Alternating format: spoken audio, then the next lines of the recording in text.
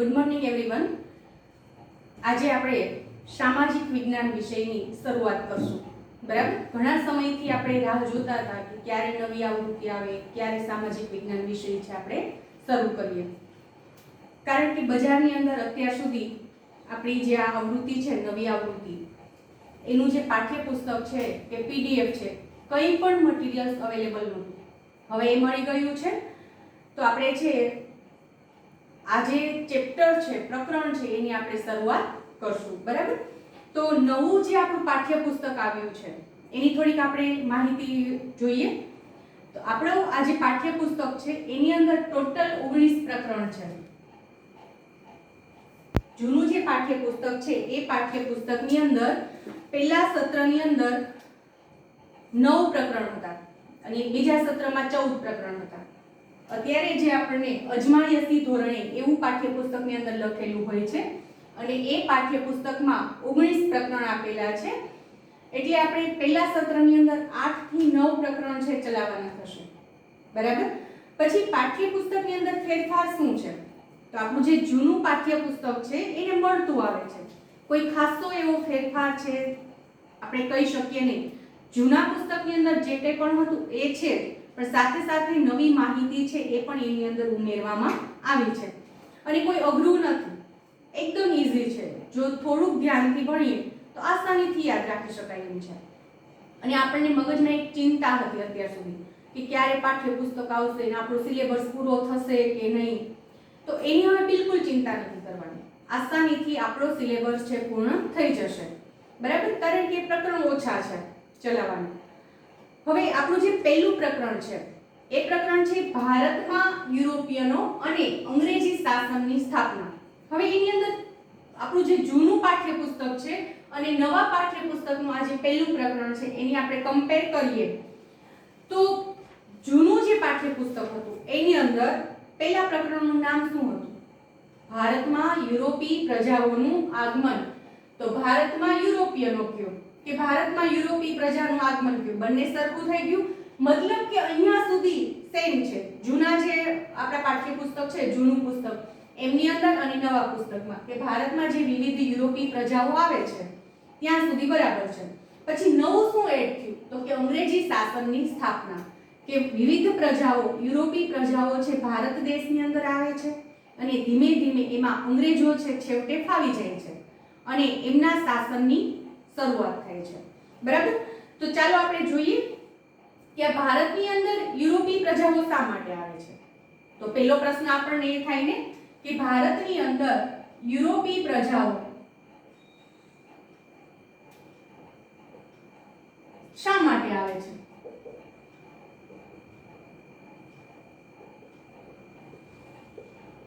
કોઈ પણ દેશની અંદર ના ગઈ, ભારતની અંદર શા માટે આ યુરોપી પ્રજાઓ આવી, કઈ કઈ પ્રજાઓ આવી, આ બધું આપણે શીખવાનું છે। બરાબર, તો સદીઓથી એવું નથી કે ચાલો અંગ્રેજો આવ્યા ને એની પહેલા છે ડચ આવ્યા, સદીઓથી ભારતની અંદર અન્ય જે પ્રજાઓ છે એ શાસક તરીકે આવી છે, વેપારીઓ તરીકે આવી છે। બરાબર, તો વિશ્વભરમાંથી ઘણી બધી પ્રજાતિઓ છે ભારત દેશની અંદર આવી છે। હવે આપણે એવું કહીએ છીએ કે ભારત દેશ એટલે વિવિધતામાં એકતાનો દેશ, વિવિધતામાં એકતાનો દેશ। શા માટે આવું વિધાન આપણે આપણા દેશ માટે કરી શકીએ? કારણ કે સદીઓથી ભારતની અંદર ઘણી બધી પ્રજાતિઓ, વિશ્વની ઘણી બધી જાતિઓ છે ભારત દેશની અંદર કોઈ વેપાર અર્થે આવી છે, કોઈ યાત્રીઓ તરીકે આવી છે, એટલે કે ફરવા માટે આવી છે, ઘણા વેપારીઓ મટીને શાસક બન્યા છે। તો એ બધા જ્યારે વિશ્વમાંથી ભારતમાં આવે છે ત્યારે પોતાની સંસ્કૃતિ છે સાથે લાવે છે અને એ બધી જ પ્રજાઓ હિન્દુ પ્રજા નહોતી, કોઈ આર્ય હતા, કોઈ દ્રવિડ હતા, કોઈ શક હતા, કોઈ હુણ હતા, કોઈ ગોથ, કોઈ વેંડાલ હતા। બરાબર, તો આવી વિવિધ પ્રજાઓ છે ભારત દેશની અંદર આવે છે, સાથે સાથે પોતાની સંસ્કૃતિ પણ લાવે છે। તો એ બધી સંસ્કૃતિને ભારતીયો છે એમણે અપનાવી છે। એટલા માટે ભારત દેશની અંદર વિવિધ ધર્મની પ્રજાઓ વસે છે, વિવિધ સંપ્રદાયની પ્રજાઓ વસે છે, વિવિધ સંસ્કૃતિ જોવા મળે છે, વિવિધ ભાષાઓ જોવા મળે છે લોકોની, વિવિધ ખોરાક એમના જોવા મળે છે, એમના પોશાકની અંદર પણ વિવિધતા છે। બરાબર, જ્યારે આપણે અન્ય લોકોને અપનાવીએ છીએ ત્યારે એમની સંસ્કૃતિ છે, એમનું જે ખોરાક પોશાક રહેઠાણની જે બાબતો છે એમને પણ સાથે આપણે સ્વીકારી છે. એટલા માટે ભારત દેશની અંદર વિવિધતામાં એકતા જોવા મળે છે. બરાબર. તો ભારત હંમેશને માટે વિશ્વનું આકર્ષણનું કેન્દ્ર કેમ બન્યું કે શા માટે આ બધી વિવિધ પ્રજાઓ છે ભારત દેશની અંદર આવી? એવું ભારત દેશની અંદર શું હતું કે જેથી કરીને આ બધી પ્રજાઓને એમ થયું કે ચાલો ભારત દેશમાં જઈ ત્યાં જઈને આપણે વેપાર કરીએ, ત્યાં આપણે ફરવા જઈએ? એવું શું હતું ભારતની અંદર? બરાબર. તો તેનું મુખ્ય કારણ છે એ સમયમાં ભારત દેશની આર્થિક સમૃદ્ધિ. આર્થિક સમૃદ્ધિ. વિશ્વના અન્ય દેશો કરતા ભારત દેશ આર્થિક દ્રષ્ટિએ સમૃદ્ધ દેશ હતો. ભારત દેશની અંદર વિવિધ પ્રકારના મસાલાઓ, મરી મસાલાઓ, તેજાના, ગળી, રેશમી કાપડ, મલમલ, ઘણું બધું છે ભારત દેશની અંદર થતું હતું. બરાબર. તો આ બધી જે ભારતની જે સમૃદ્ધિ છે એ સમૃદ્ધિથી આકર્ષાય અને આ બધી પ્રજાઓ છે ભારત દેશની અંદર આવે છે. સૌપ્રથમ એ કયા હેતુથી આવે છે? એમનો ઉદ્દેશ્ય શું હતો? તો આ બધી પ્રજાઓ જ્યારે ભારતમાં આવે છે ત્યારે એમનો પહેલો ઉદ્દેશ્ય હતો વેપાર કરવો. આ બધી પ્રજાઓ છે ભારત દેશની અંદર વેપાર કરવા માટે આવે છે. પછી ધીમે ધીમે એ વેપારી મટી અને શાસક બને છે. બરાબર. તો આ જે બધી પ્રજાઓ છે ભારત દેશની અંદર આવે છે, ચાલો આપણે વેપાર કરીએ એમની સાથે, અહીંથી રો મટીરિયલ્સ છે પોતાના દેશમાં લઈ જાય, ત્યાં બનાવે, ફરી પાછું છે એમના જે માર્કેટ છે એમાં વેચે, આપણા માર્કેટની અંદર વેચે, એમાંથી એમને ઇન્કમ થાય. બરાબર. હવે આ જે વાણિજ્ય એટલે કે વેપારી દ્રષ્ટિએ વિશ્વની પ્રજા સાથે ભારત દેશ છે જોડાયેલો હતો. હવે ઈસવીસનની 15મી સદીમાં યુરોપમાં નોંધપાત્ર સામાજિક અને ધાર્મિક પરિવર્તન થયા. કઈ જગ્યાએ થાય છે અને કઈ સદીમાં થાય છે? તો 15મી સદીમાં. કયા ક્ષેત્રમાં થાય છે? તો કે સામાજિક અને ધાર્મિક ક્ષેત્રની અંદર મોટા પરિવર્તન થાય છે અને આ પરિવર્તનને નવજાગૃતિ તરીકે ઓળખવામાં આવે છે. નવજાગૃતિ માટે બીજો શબ્દ છે રેનિસા. બરાબર. નવજાગૃતિને રેનિસા તરીકે પણ ઓળખવામાં આવે છે. આ નવજાગૃતિ જે થઈ યુરોપના દેશોમાં થઈ છે, ભારતના દેશમાં નહીં. જો 15મી સદીમાં કઈ જગ્યાએ જાગૃતિ આવી? તો કે યુરોપના વિવિધ દેશોની અંદર જાગૃતિ આવે છે. તો યુરોપના દેશમાં સામાજિક ધાર્મિક જાગૃતિ આવી એટલે કે સામાજિક ધાર્મિક કંઈક પરિવર્તન થયું. તો એને ભારતની સાથે શું સંબંધ છે? કોઈ સંબંધ ખરો? બરાબર. તો હા, આ જે યુરોપની અંદર ફેરફાર થયા એમને ભારત દેશની સાથે સંબંધ છે. શું સંબંધ છે? તો આપણે હમણાં જ જોયું આગળ કે આ બધી યુરોપી પ્રજાઓ છે ભારત દેશ સાથે વેપારીઓ તરીકે જોડાયેલી હતી, એટલે ભારતની સાથે વેપાર કરતી હતી. બરાબર. હવે 15મી સદીમાં સામાજિક ધાર્મિક નવજાગૃતિ થાય છે. આ બધી પ્રજાઓ છે ભારતની સાથે વેપાર કરતી, તો એ સમયમાં પ્લેન તો નહોતા, તો એ લોકો કયા માર્ગથી આપણી સાથે વેપારની હારે જોડાયેલા હતા? તો કઈક રીતે તો એમને આવવું પડતું હશે ને ભારતની સાથે. તો એ લોકો છે જમીન માર્ગે જોડાયેલા હતા. જમીન માર્ગે થઈ અને ભારત દેશની અંદર આવતા અને ભારતની સાથે વેપાર કરતા હતા. જમીન માર્ગે કયું સ્થળ છે કે જ્યાંથી એ લોકો ભારતમાં આવતા હતા? તો તુર્કસ્તાન. તુર્કસ્તાનમાં કોન્સ્ટન્ટિનોપલ નામનું શહેર છે. કોન્સ્ટન્ટિનોપલ નામનું જે શહેર છે, આ શહેર પર તુર્ક મુસલમાનો છે હુમલો કરે છે અને આ શહેરને આ તુર્ક મુસલમાનો છે જીતી લે છે. એટલે આ યુરોપી પ્રજાઓને ભારત તરફ આવવા માટેનો જે જમીન માર્ગ હતો એ આ તુર્ક મુસલમાનો બંધ કરી દે છે. ત્યાંથી એ લોકોને એન્ટ્રી કરવાની ના કહી દે છે, તમારે અમારા દેશમાંથી જવાનું નહીં. એટલે એમને ભારત તરફ આવવા માટેનો જે જમીન માર્ગ હતો એ જમીન માર્ગ બંધ થાય છે. પરિણામે આ બધી પ્રજાઓને ભારતની સાથે વેપાર કરવા માટે નવા માર્ગની જરૂરિયાત ઊભી થાય છે. તો જમીન માર્ગ તો બંધ થયો, તો હવે બીજો કયો માર્ગ શોધવો? તો એના માટેથી એ લોકો જમીન માર્ગ જળ માર્ગ શોધવાનો પ્રયત્ન કરે છે. શું કરે છે? જળ માર્ગ. ચાલો, જમીન માર્ગ બંધ થયો છે તો આપણે જળ માર્ગથી ભારતની સાથે આપણે વેપાર કરીશું. તો જળમાર્ગ શોધવો એટલો આસાન નથી. જળમાર્ગ શોધવો થોડુંક અઘરો છે, પણ એના માટે જો આપણી અંદર સાહસ વૃત્તિ હોય તો 100% કરી શકીએ. અને આ યુરોપિયન જે પ્રજાઓ છે એ બધી સાહસિક પ્રજા હતી.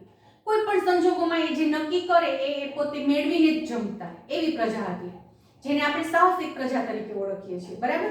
તો આ બધી પ્રજાઓ છે એ ભારત તરફ આવવા માટેનો નવો જળમાર્ગ શોધવામાં લાગી જાય છે. તો ભારતમાં યુરોપી પ્રજાઓના આગમન પાછળનું કારણ ખ્યાલ આવી ગયો આપણને. શું કારણ મળ્યું આપણને? તો કે ભારતની અંદર જે વિવિધ મરી મસાલા, તેજાના, વળી, રેશમી કાપડ, આ બધી જે વસ્તુઓ, કિંમતી ચીજ વસ્તુઓ બધી પ્રાપ્ત થતી હતી એ મેળવવા માટે. બરાબર. હવે આ જે કોન્સ્ટન્ટિનોપલનું આપણે કહ્યું કે આ શહેર છે તુર્ક મુસલમાને જીતી લીધું, એટલે કે આમનું પતન થયું. તો કઈ સાલમાં આ ઘટના ઘટી? તો કે ઈસવીસન 1453 તુર્ક મુસલમાનો કોન્સ્ટન્ટિનોપલ નામનું શહેર જીતી લે છે. પરિણામે એ માર્ગ છે બંધ થાય છે અને યુરોપી પ્રજાઓને ભારત તરફ આવવા માટેનો નવો જળમાર્ગ શોધવાની જરૂરિયાત ઊભી થાય છે. બરાબર. કારણ કે એ લોકો ભારતમાંથી જે વસ્તુઓ લઈ જતા હતા એ વસ્તુઓ વગર યુરોપી પ્રજાઓ ચલાવી શકે તેમ નહોતી. શું કામ? તો પહેલું કારણ તો એ આપણને મળે છે. યુરોપી પ્રજાઓનો ખોરાક શું હતો? તો કે યુરોપી પ્રજાઓ મોસ્ટ ઓફ એટલે મોટા ભાગની પ્રજા માંસાહારી પ્રજા હતી. તો એની અંદર એમને આપણા ભારતના જે મરી મસાલા છે, તીખા છે, તજ, લવિંગ, બાદિયા, એલચી, આ બધા મરી મસાલા કહેવાય. તો એ મરી મસાલા એની અંદર એ રસોઈમાં ભેળવે એટલે એમનું જે વાનગી છે સ્વાદિષ્ટ બનતી. બરાબર. તો એના લીધેથી આપણા મરી મસાલા માટેથી પણ એ લોકોને ભારતની અંદર આવવા માટેનો નવો માર્ગ શોધવાની ફરજ ઊભી થઈ. કારણ કે એના વગર તો એને ફાવે તેમ નહોતું. આ સિવાય ભારતની અંદર સુતરાઉ કાપડ મળતું, જે આપણે કોટન કહીએ છીએ. એ સુતરાઉ કાપડ, રેશમી કાપડ, ગળી, સુરોખાર, ઇમારતી લાકડા, અફીણ મોટા પ્રમાણમાં યુરોપી પ્રજાઓ છે એમને આમની હેબિટ પડી ગઈ હતી, ટેવ પડી ગઈ હતી. બરાબર. તો એમને છે એમના વગર ચાલી શકે તેમ નહોતું. આ ઉપરાંત આ જે માંસાહારી પ્રજા છે એમને માંસ સાચવવું હોય લાંબો સમય માટે તો પણ મરી મસાલાની જરૂરિયાત પડે. તો આવા વિવિધ જે કારણો છે એ કારણોસર આ યુરોપી પ્રજાઓને જમીન માર્ગ બંધ થતા, ભારત તરફ આવવા માટેનો જે જમીન માર્ગ છે એ માર્ગ બંધ થતા ભારત આવવા માટેનો નવો જળમાર્ગ શોધવાની ફરજ પડે છે અથવા તો જરૂરિયાત ઊભી થાય છે. હવે ભારતની અંદર યુરોપી પ્રજાઓનું આગમન, આ ટોપિક આપણે આવે છે.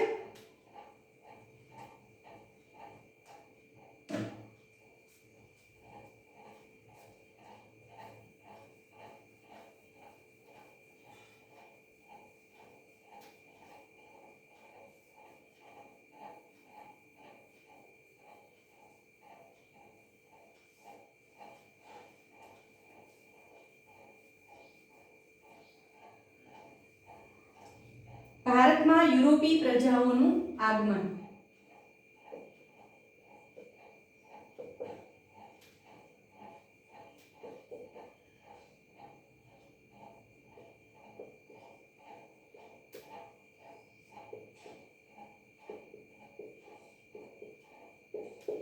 કઈ યુરોપી પ્રજાઓ છે ભારત દેશની અંદર આવે છે?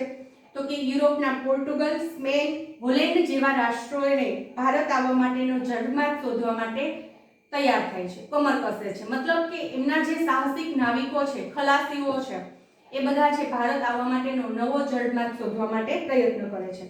એમાં આવે છે સૌપ્રથમ કોણ ભારત તરફ આવવા માટેનો નવો જળમાર્ગ શોધવાનો પ્રયત્ન કરે છે? તો સૌપ્રથમ આવે છે ક્રિસ્ટોફર કોલંબસ. Christopher Columbus.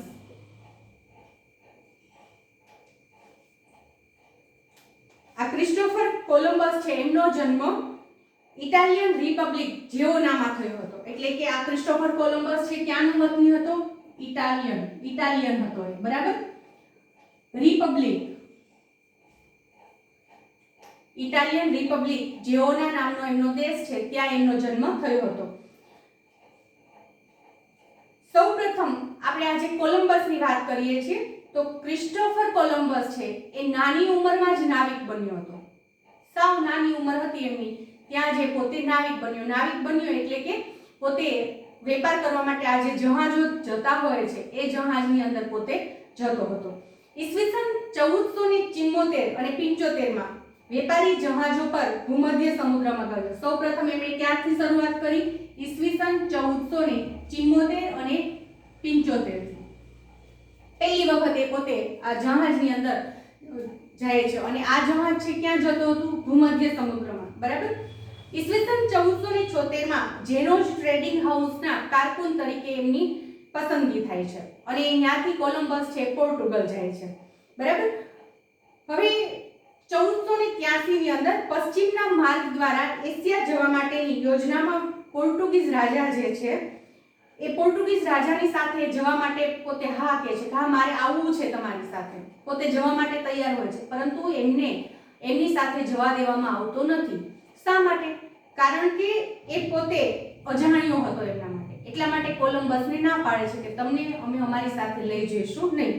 માટે 1485 માં કોલંબસ છે પોર્ટુગલ છોડી દે છે. ત્યાર પછી ઈસવીસન 1492 માં ભારત આવવા માટે નીકળે છે. તો ક્રિસ્ટોફર કોલંબસ છે ભારત આવવા માટે કઈ સાલમાં નીકળે છે? તો કે ઈસવીસન 1492 માં ક્રિસ્ટોફર કોલંબસ ભારત તરફનો નવો જળમાર્ગ શોધવા માટે નીકળે છે.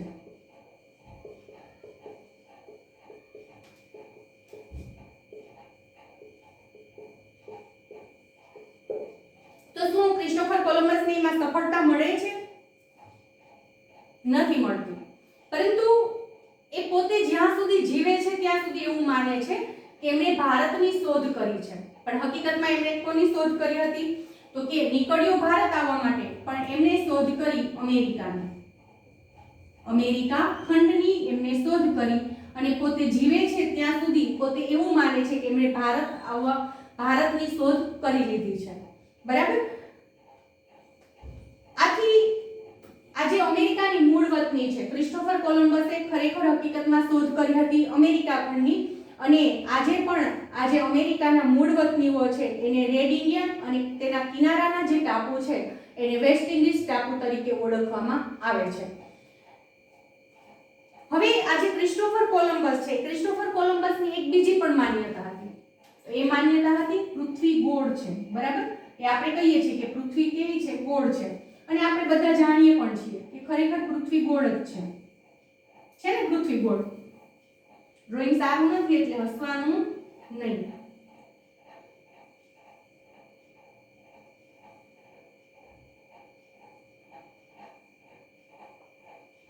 છે પૃથ્વી ગોળ છે, એકદમ ગોળ નથી. કેવી છે? ઉત્તર ધ્રુવવૃત્ત અને દક્ષિણ ધ્રુવવૃત્ત સહેજ ચપટી છે. તો ક્રિસ્ટોફર કોલંબસની આ પૃથ્વી વિશેની શું માન્યતા હતી? ક્રિસ્ટોફર કોલંબસ એવું માનતો હતો કે જો આપણે પૂર્વના દેશમાં જવું હોય, બરાબર, તો પૂર્વના દેશમાં જવા માટે આપણે પશ્ચિમમાં થઈને પણ જઈ શકીએ. આવી એ માન્યતા છે ધરાવતો હતો. શું માન્યતા હતી? ફરી એક વખત કે પૂર્વના દેશમાં આપણે જવું હોય તો પશ્ચિમમાં થઈને પણ જઈ શકાય. હવે જો અહીંથી છે પોતે માની લો કે જસ્ટ અહીંથી નીકળે છે તો અહીંયા આપણે પૂર્વ, તો પૂર્વમાં આ બાજુના દેશોમાં જવું છે તો એનું કેવું એવું હતું કે પશ્ચિમમાં થઈને પણ જઈ શકાય, આ બાજુ થઈને પણ.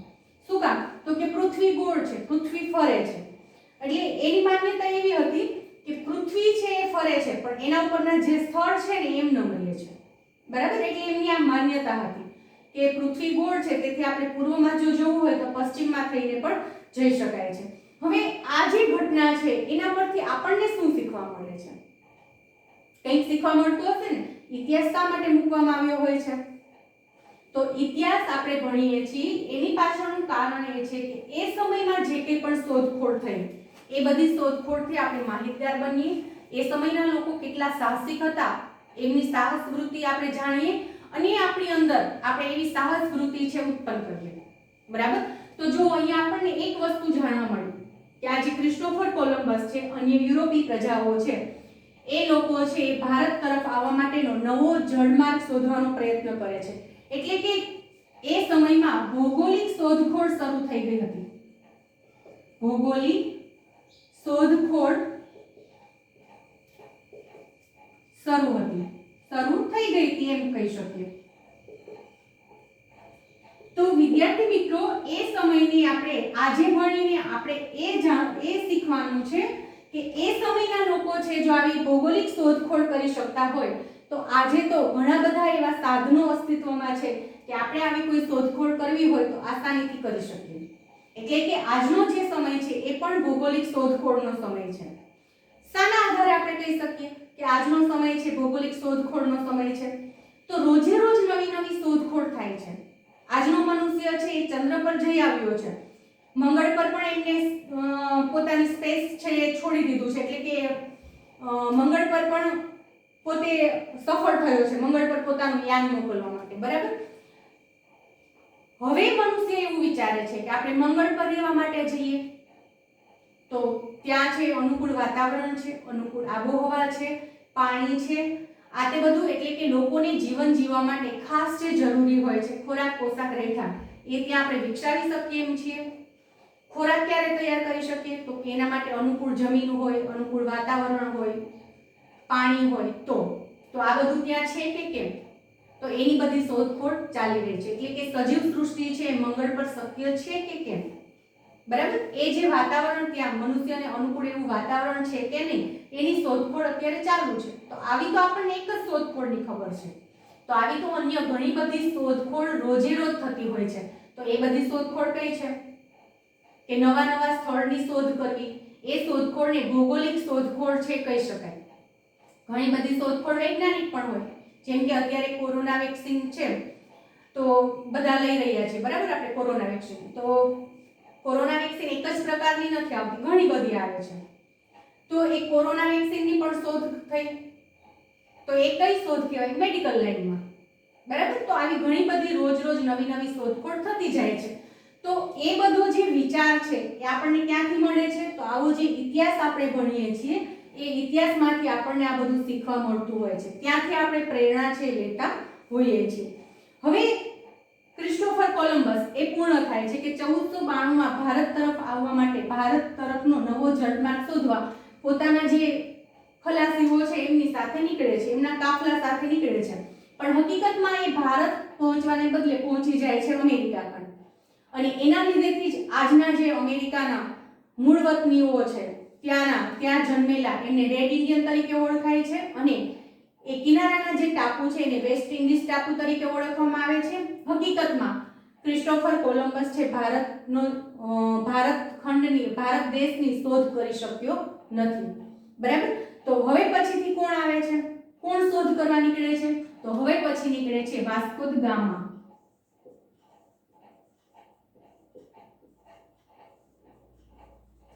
વાસ્કો દ ગામા નામનો જે પોર્ટુગીઝ નાવિક છે, પોર્ટુગલનો રહેવાસી છે, એ ભારત તરફ આવવા માટેનો નવો જળમાર્ગ શોધવા માટે પોતાના કાફલાની સાથે નીકળે છે. સૌપ્રથમ વાસ્કો દ ગામા પોતાના જહાજ દ્વારા આફ્રિકાની દક્ષિણે કેપ ઓફ ગુડ હોપ નામની ભૂસીર આવેલી છે એને ચક્કર લગાવે છે. બરાબર. અને મલિંદી નામનો જે સ્થળ છે ત્યાં પહોંચી જાય છે અને હિન્દ મહાસાગર પોતે પહોંચે છે. બરાબર. તો વાસ્કો દ ગામા છે એ પોતાની શરૂઆત ક્યાંથી કરે છે? પોર્ટુગલથી. ત્યાંથી એ ક્યાં જાય છે? તો કે આફ્રિકાની દક્ષિણે. ત્યાં જે ભૂસીર છે એને કેપ ઓફ ગુડ હોપ નામની ભૂસીર તરીકે ઓળખવામાં આવે છે. તમારી પાસે જ્યારે પાઠ્યપુસ્તક આવશે ત્યારે એની અંદર તમે જોજો, એ તમને નકશો આપેલો છે. અહીંયા હું તમને બતાવું છું. જુઓ, અહીંથી પોર્ટુગલ છે, અહીંથી વાસ્કો દ ગામા નીકળે છે. અહીંયા આફ્રિકામાં દક્ષિણે કેપ ઓફ ગુડ હોપ નામની ભૂસીર છે ત્યાં પોતે પહોંચે છે અને ચક્કર લગાવી અને ત્યાંથી ક્યાં પહોંચે છે? મલિંદીના કિનારે અને હિન્દ મહાસાગર. બરાબર. તો ત્યાં એ પોતે પહોંચી જાય છે. હવે વાસ્કો દ ગામાને ભારતનો રસ્તો ખબર નહોતો. હિન્દ મહાસાગર સુધી તો પહોંચે છે, હિન્દ મહાસાગર આવ્યા એટલે ત્યાંથી ભારત છે બહુ દૂર નથી. બરાબર. હિન્દ મહાસાગર એટલે અહીંયા ભારતની નીચે. હવે એક એવું પણ કહેવાય છે કે ભારત છે એ હિન્દ મહાસાગરના શીર્ષસ્થ સ્થાને છે. કેવું સ્થાન કીધું છે ભારત દેશ માટે? હિન્દ મહાસાગર મહાસાગરનું શીર્ષસ્થ સ્થાન આવું શા માટે એના માટે કીધું છે તો કે આ હિન્દ મહાસાગર એના માથા ઉપર, જેમ કે આપણે માથા પર મુગટ પહેર્યો હોય તો આપણા માથા પર મુગટ શોભાયમાન હોય, એવી રીતે હિન્દ મહાસાગરની ઉપર એક્ઝેક્ટ ભારત દેશ છે એટલે હિન્દ મહાસાગરના માથા પર છે એવું કહેવા માંગે છે, એટલે એમને શીર્ષસ્થ સ્થાન કીધું છે. તો અહીંયા હિન્દ મહાસાગર પહોંચી ગયો છે એટલે ત્યાંથી ભારત પોતે પહોંચતા વાર ન લાગે, પરંતુ એમને ભારત આવવા માટેનો માર્ગ ખબર નથી વાસ્કો દ ગામાને. તો એ એકબીજાની મદદ લે છે, કારણ કે એ સમયમાં પણ નાવિકો તો હતા જ. અત્યારે જ આપણે વહાણવટું થાય છે એવું નહોતું, એ સમયમાં પણ વહાણવટું થતું હતું, એ સમયમાં પણ ખલાસીઓ હતા, દરિયો ખેડવા માટે જતા હતા. તો એ એમને એક ગુજરાતી નાવિક છે મળી જાય છે, બરાબર. તો વાસ્કો દ ગામાને ભારત તરફ આવવા માટેનો રસ્તો બતાવનાર જે વ્યક્તિ છે, રસ્તો ચીંધનાર જે વ્યક્તિ છે, એ વ્યક્તિ કોણ હતા? ગુજરાતી હતા, ગુજરાતના હતા. 8 જુલાઈ 1497 ના રોજ વાસ્કો દ ગામા છે એમના 4 જહાજોમાં 170 નાવિકોના કાફલા સાથે પોર્ટુગલના લિસ્બન શહેરથી દરિયાઈ માર્ગે જવા માટે નીકળ્યો હતો. જો હવે વાસ્કો દ ગામા નીકળે છે ત્યારે એમની સાથે કોણ હતું? પહેલા તો એ ક્યારે નીકળે છે તો કે 1497. એમની સાથે કેટલા લોકો હતા? 4 જહાજ હતા, અને એ 4 જહાજના લોકો થઈને કેટલા હતા તો કે 170 નાવિક હતા. ક્યાંથી નીકળે છે તો કે પોર્ટુગલમાં લિસ્બન બંદર છે, એ લિસ્બન બંદરેથી નીકળે છે, બરાબર. હવે આરબ અને આફ્રિકન વેપારીઓનો સામનો કરવો પડે છે એને, કારણ કે એ સમયમાં પણ આ દરિયો ખેડવા જઈએ ને ત્યારે બીજા પણ દરિયો ખેડતા હોય, તો એમની વચ્ચે ત્યાં યુદ્ધ થતું દરિયામાં. એ લોકો લડાઈ ઝઘડા કરતા, એકબીજાને વેપારમાં વધુ કમાઈ લેશે તો આ તે ઘણા બધા એ સમયમાં પણ પ્રશ્ન હતા. તો એમને દરિયામાં પણ આરબ અને આફ્રિકનો છે એમની સાથે એમને ટક્કર થાય છે, બરાબર. એટલે એ વેપારીઓનો એમને સામનો કરવો પડે છે, અને તે 22 એપ્રિલ 1498, જો 1497 માં નીકળે છે અને 22 એપ્રિલ 1498 માં એમની આ શોધ છે એ પૂર્ણ થાય છે. એટલે કે 1498 માં એ પોતે છે આફ્રિકાના મલિંદી બંદરે પહોંચી જાય છે, અને ત્યાંથી એમને હવે ભારત આવવા માટેની શોધ છે એ પૂર્ણ થવાને આરે છે. બહુ ખાસા દિવસો બાકી નથી, જો 22 એપ્રિલે તો એ પહોંચે છે, બરાબર. પછીથી લગભગ એને એકાદ મહિના જેવો સમય જ લાગે છે ભારત પહોંચવા માટે. મલિંદી બંદર પર વાસ્કો દ ગામાની મુલાકાત છે ગુજરાતના કચ્છી વેપારીની સાથે થાય છે, જેનું નામ છે કાંજી માલમ, બરાબર. અને તે વાસ્કો દ ગામાને 20 મે 1498 ના રોજ ભારતના કાલિકટ બંદરે પહોંચાડે છે. ક્યારે કે પહોંચે છે ભારતના કાલિકટ બંદરે? 20 મે 1498. જો 22 થી 20 આટલો જ ગાળો છે. ભારતના કાલિકટ બંદરે વાસ્કો દ ગામા છે પહોંચી જાય છે. હવે અહીંયા આપણને કાંજી માલમ નામ આપ્યું છે. આપણું જે પાઠ્યપુસ્તક છે એની અંદર મોહમ્મદ ઇબ્ન મજીદ નામનો વ્યક્તિ છે એમનો ઉલ્લેખ કરેલો છે. પછી તમે રેફરન્સ બુક વાંચશો તો એની અંદર કાંજી માલમ એવું નામ આપેલું છે. એટલે આપણે હંમેશા માટે કોને પ્રિફર કરશું? પાઠ્યપુસ્તકની અંદર જે નામ આપેલું છે તેને, બરાબર. પણ જો તમે કોઈ સ્પર્ધાત્મક પરીક્ષા આપવા માંગતા હો, એની કોઈ તૈયારી કરતા હો, તો તમારે આ બંનેને યાદ રાખવાના છે, કારણ કે એમાં ઘણી વખત કાંજી માલમ નામ આપેલું હોય, મોહમ્મદ ઇબ્ન મજીદ એ નામ આપેલું જ ન હોય. તો તમે શું કરશો એ સમયે? તો એ સમયે કાંજી માલમ નામ આપેલું હોય કે વાસ્કો દ ગામાને આ ગુજરાતી કચ્છી વેપારી મળે છે કાંજી માલમ, તો એ તમારે ટીક કરવાનું રહેશે. પણ કાંજી માલમ નથી આપ્યું ને મોહમ્મદ ઇબ્ન મજીદ આપેલું છે, તો એ તમારે ટીક કરવાનું રહેશે. એટલે આ બંને નામને તમારે યાદ રાખવાના છે, બરાબર. તો અહીંયા આપણે આ લેક્ચર છે અહીંયા સુધી રાખશું. નેક્સ્ટ લેક્ચરમાં આ માહિતીને આપણે આગળ વધારીશું. તો અત્યાર સુધી આપણે શું જોયું કે વાસ્કો દ ગામા ભારત તરફ આવવા માટે નીકળે છે, તો એની અંદર શું થાય છે, કેટલી ઘટના ઘટે છે, કોની સાથે નીકળે છે, કેટલી વસ્તુઓ સાથે લાવે છે, આ બધું, બરાબર. હવે પછી આપણે એની સમજૂતી મેળવવાની છે. એ સમજૂતીને આપણે કહીશું સૈદ્ધાંતિક સમજૂતી, બરાબર. તો હવે વાસ્કો દ ગામા છે ભારત તરફ આવવા માટે નીકળે છે, તો એ ટોપિકની સૈદ્ધાંતિક જે સમજૂતી છે એ આપણે નેક્સ્ટ લેક્ચરમાં રિફર કરીશું. Okay, thank you.